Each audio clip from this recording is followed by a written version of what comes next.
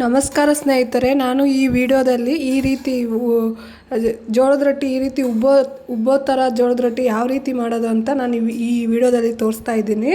ಮೊದಲು ಜೋಳದ ಹಿಟ್ಟನ್ನು ಚೆನ್ನಾಗಿ ಸೋಸ್ಕೋಬೇಕು.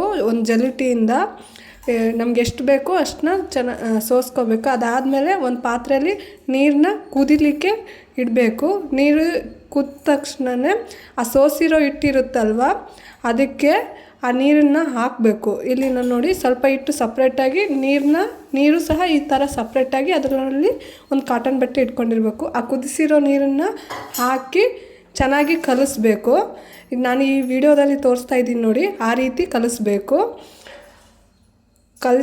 ಕಲಿಸಿ ಇಲ್ಲಿ ನೋಡ್ತಿದ್ರಲ್ಲ, ಫಸ್ಟ್ ಆ ನೀರನ್ನು ಹಾಕಿ ಸ್ವಲ್ಪ ಹಿಟ್ಟನ್ನು ಅದರೊಳಗಡೆ ಕಲಿಸುತ್ತಾ ಹೋಗ್ಬೇಕು. ಸ್ವಲ್ಪ ಹಾಕಿ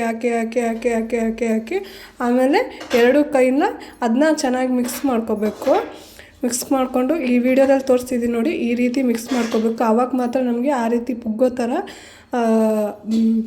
ರೊಟ್ಟಿ ಬರುತ್ತೆ.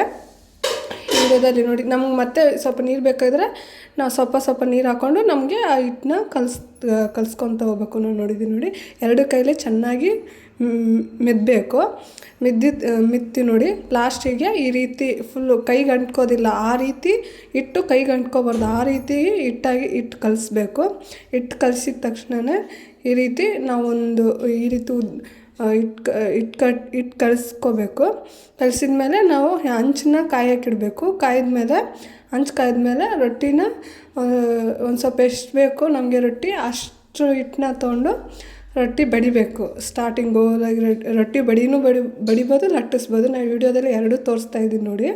ಫಸ್ಟು ರೊಟ್ಟಿ ಬಡಿದ್ರೆ ಸ್ವಲ್ಪ ಗೋಲಕ್ಕೆ, ಆಮೇಲೆ ಲಟ್ಟಿಸ್ಬೇಕು.